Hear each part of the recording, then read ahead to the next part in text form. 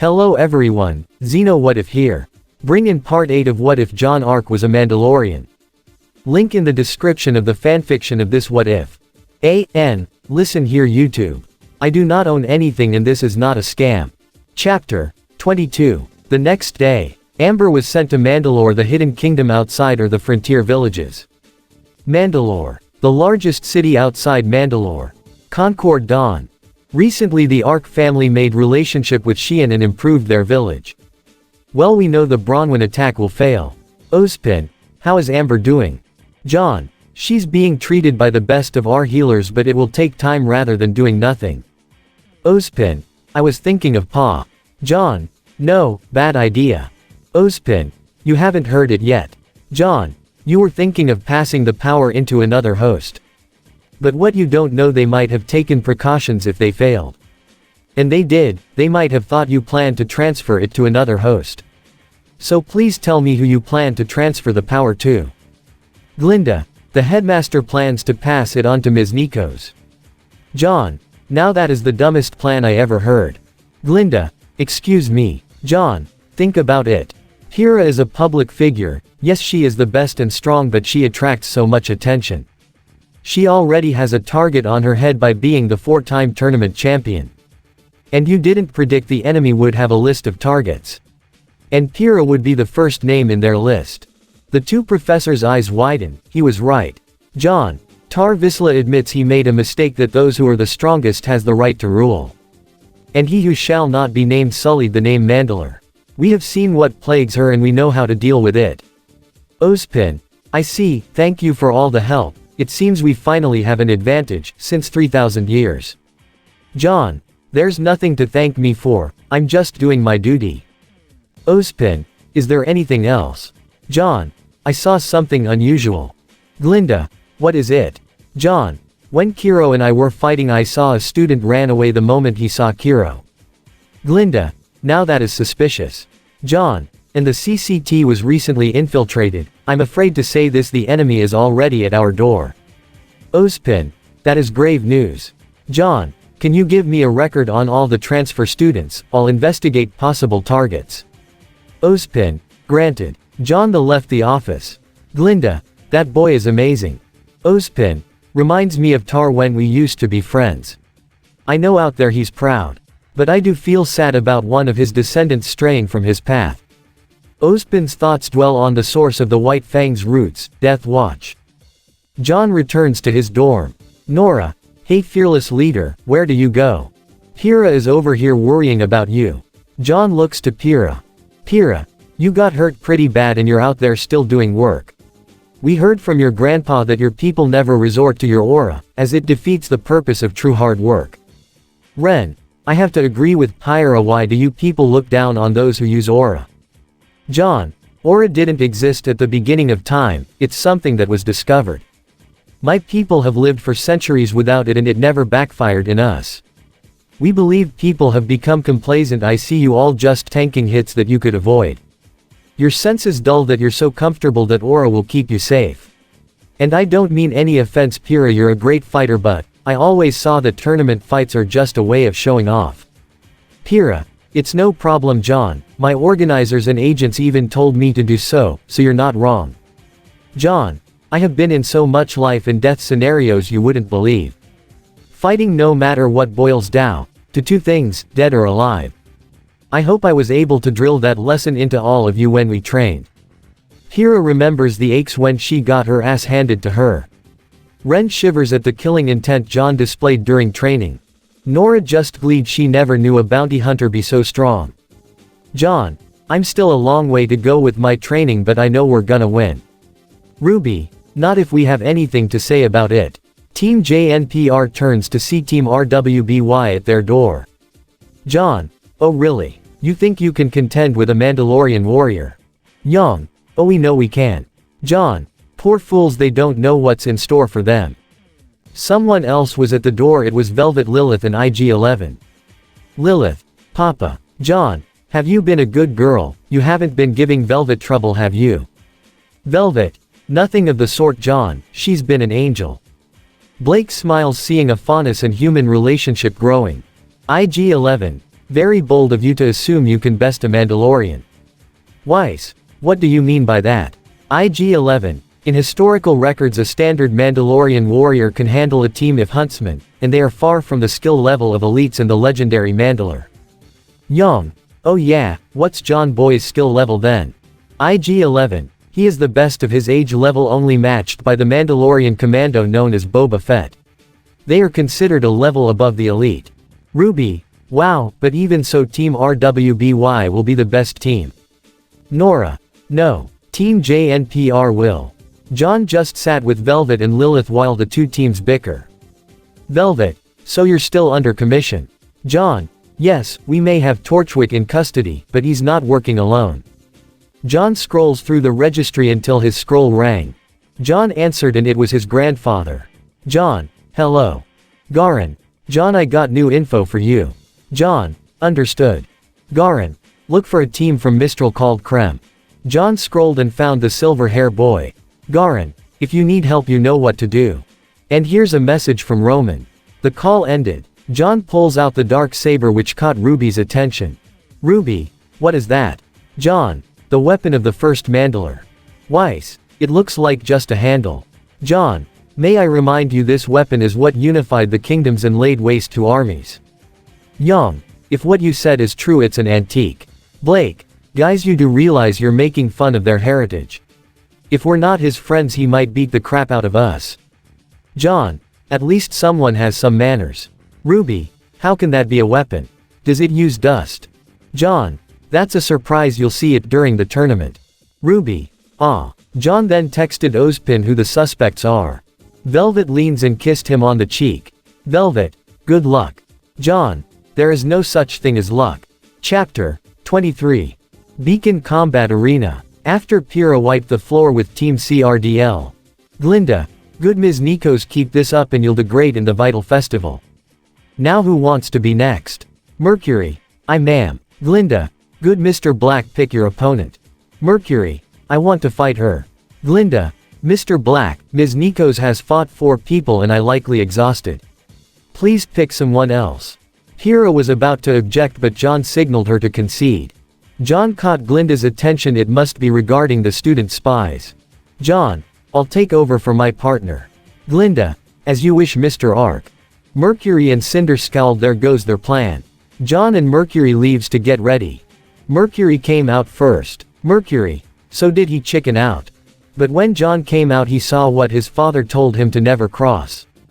10 years ago. Marcus. Son, in the Assassin's League there is someone or people you need to avoid making enemies.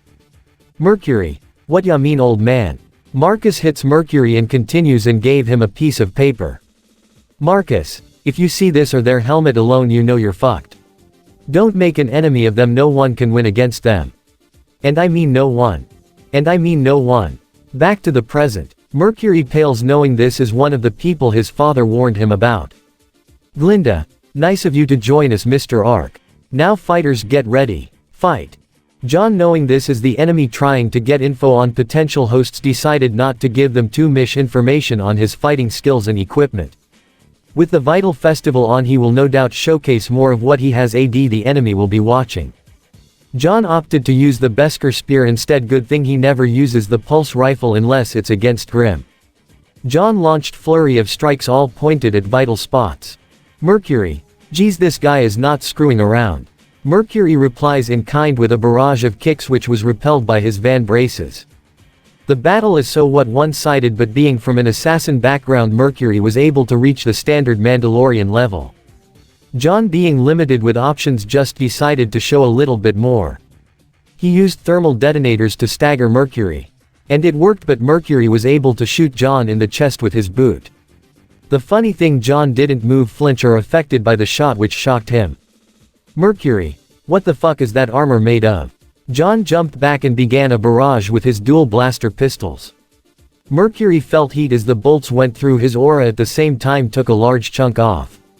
Mercury looks at the screen, he's already at 50% and rapidly dropping as he heals the burns. Mercury. Holy shit, this guy is no joke, no wonder the old fart was afraid. John noticed that didn't react to the shots that hit his legs. John. Cybernetics. John holsters his pistols and draws his sword and spear but. Mercury. Okay, I give up. John sheaths his weapons. Glinda. Mr. Black, I would suggest you fight harder rather than give up. The tournament rules won't be as forgiving as I am.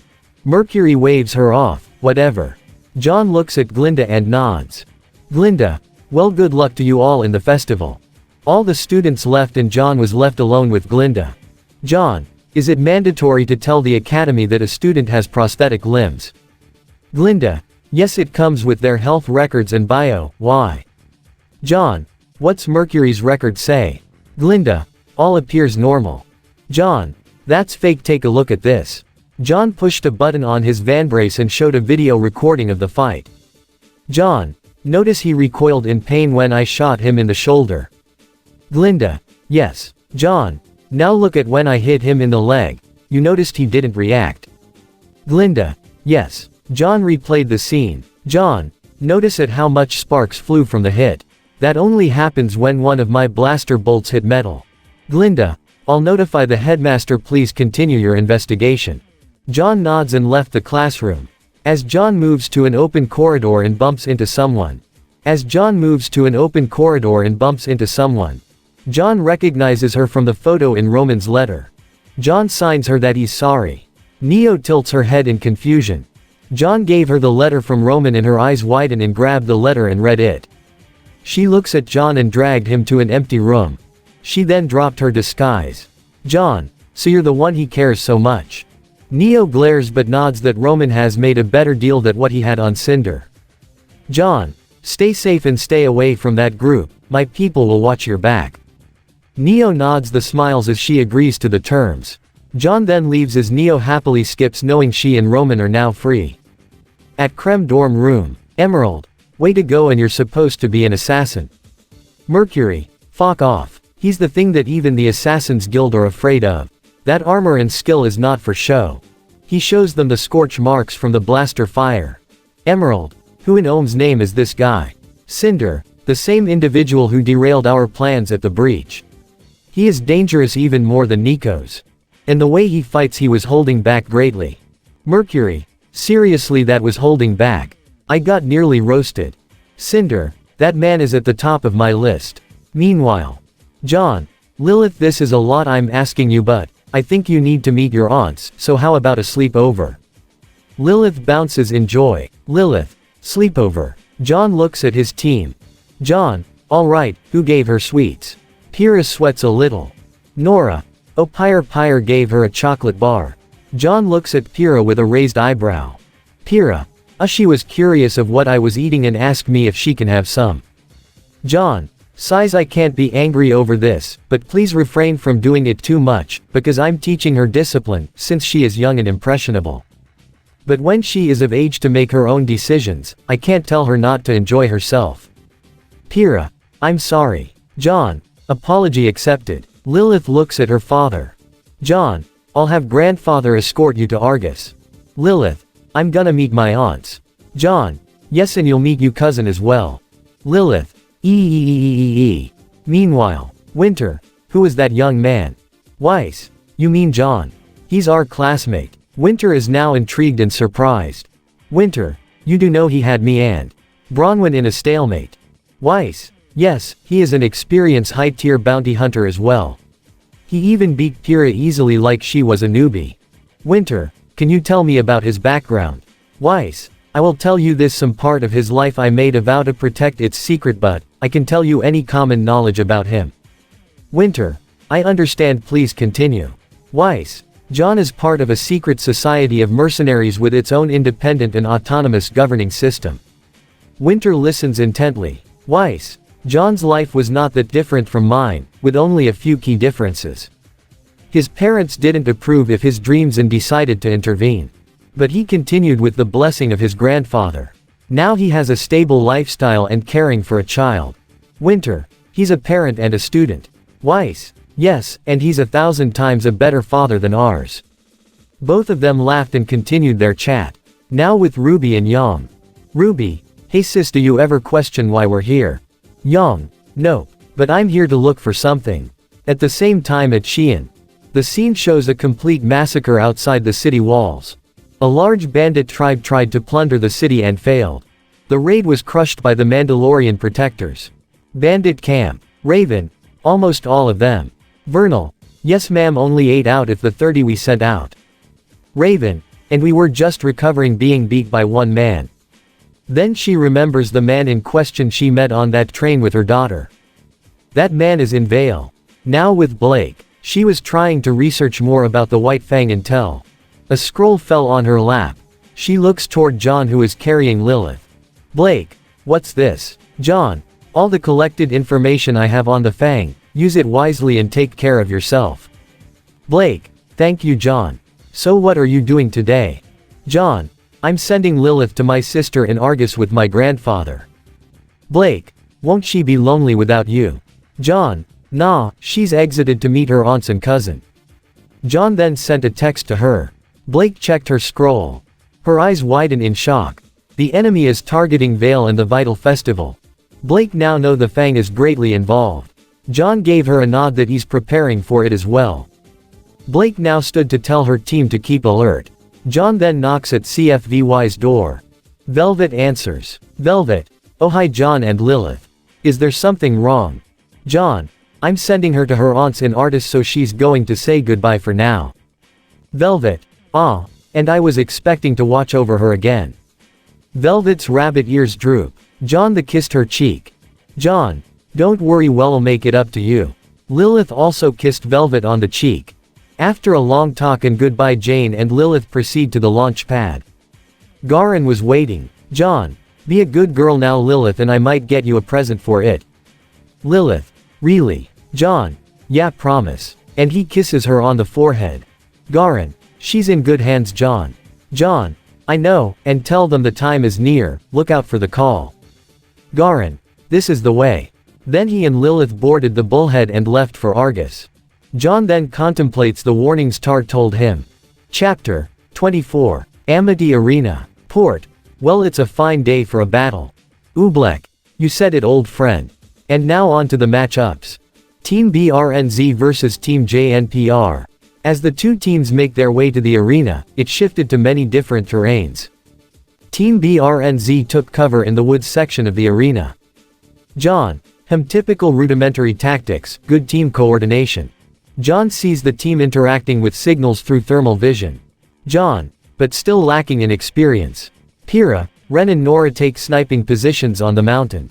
Pyrrha. Doesn't that provide us with less cover? John. Keep your heads down, I'll deal with their cover. John engaged his jetpack and charged the woods. The team was caught by surprise. Port. And there goes Ark. With his trademark assault jump. Spectator 1. Holy shit, that's a jetpack. Spec 2. I thought only Atlas has tech like that. Spec 3. Look, he's gonna. John then burned the forest down with his flamethrowers. Team BRNZ scrambled out of the burning forest. John signaled his team to open fire. Team BRNZ is met with heavy sniper fire from Pyrrha, rapid fire from Ren and artillery fire from Nora. John then landed in the middle of the team and fought them hand to hand. John then signaled his team to join the fight and they overwhelmed the enemy. At the stands. RWBY. WWW00000. Great job JNPR. Young. Wow, that was overkill. Weiss. What part? John burning down the forest. Or the team beat down. I swear Team JNPR works a lot more brutal than any team in Beacon. Blake. Must be John's training regime, I heard it was brutal. Meanwhile. Mercury. Damn, that guy really does live up to the reputation. Emerald. I never seen someone fight like that. Cinder. All the more, we have to change the matches. She sets up the next match between Mercury and Emerald versus Coco and Yatsuhashi. CCT. Atlas technicians found a signal connection and reported to the headmaster. Ozpin then texted John. John taps his helmet, then looks at the new tournament matches. John. They're rigging the fights, it seems I need to be ready to make the call to arms soon. Pyrrha. John, is there something wrong? John. Something is happening and I want you all to be sharp. I think the White Fang is gonna attack the festival. Ren. Are you sure about this? John. Yes, keep this to yourselves for now, I will relay this to Team RWBY later. John notifies Garen, Jaster, the Fetza and the Night Owls. Next match. John found the fight between Sai vs EM suspicious and recorded it. Later in Ozpin's office. John. It seems they're using an illusion semblance. John shows them the recording that Koko and Yatsuhashi fight. Ozpin. This might be the reason they were able to overpower the Fall Maiden. Glinda. We also received word from the Atlas technicians during the tournament there was a signal being sent to the CCT. John. What time was it happening? Glinda. Around the opening ceremony. John. That's during the selection. They're rigging the fights. Ozpin. What are they after? John. With all the crimes going around, they've instilled fear and dread among the people. They want negativity, remember. Ozpin. If they control the choice in fighters. Glinda. They're looking for an incident to add more panic. John. I'll keep my team and the others posted on this. We can't let them have more power and control than they already have. Ozpin. I'll have the technicians deal with the CCT intrusion. Glinda. I'll alert Bart and Port of the rigged fights. John. If you guys get control of the CCT, give me a way to control the broadcast. Ozpin. What are you planning, Mr. Arcadius? John. The time draws near. Much later. John. I want you all to be careful, someone is rigging the matches. Weiss. How can that be? John. Remember the intruder who broke in the CCT? RWBY. Yeah, we never caught her. John. The White Fang is plotting something and we believe it's gonna happen during the festival. Yang. We already caught Roman. John. That's the thing, Yang, they wanted him to be caught. He confessed that his part was to escape and infiltrate the lead Atlas warship. Blake. What for? John. To assume control of the ships and AKs. They're trying to use the Grim as well.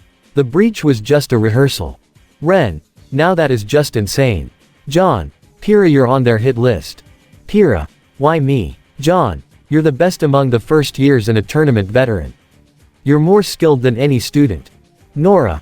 What about you, fearless leader? You're stronger than any of us. John. Yeah, but unlike Pyrrha, I'm just a nobody. She has a large reputation. Besides, my people have been living in secret. Velvet then enters the dorm. John. How are Koko and Yatsuhashi doing? Velvet. They're fine, but they felt weird during the fight. John. Well, that confirms things. RWBY. Confirms what? John. I recorded the fight and they seem to have suffered from hallucinations. Velvet. What? RWBY. That's unfair. John. They're following tournament rules. I'm just warning you guys, if you fight them, watch their team. They might be cheating during the solo matches. RWBY. PNRV. Alright. John. Velvet, be careful, out there. Velvet. Okay, I'll be careful. The next day. Oobleck. The next fight is between Mercury Black and Yang Xiaolong. The fight is the same in canon, but John. Yang stopped. Yang stopped mid-swing and broke out from the illusion. Mercury was still lying down on the floor but uninjured. Port. And the winner is Yang Xiaolong. Cinder was pissed and changed the next match line-up. Oobleck. Okay, we have the next match line-up and it's Penny Polendina vs John Arc. John. So they're using me now, huh? Since Penny is a robot, she's immune from illusions. The two then walks in the arena. John draws his spear and adopts a stance. But he suddenly feels strange and his vision changed. But most of all, a voice then reached out to him. Tar. Use the force. John. And this at the end of part 8 this what if. Hope you guys like it. Do not forget to leave a comment down below and subscribe to the channel.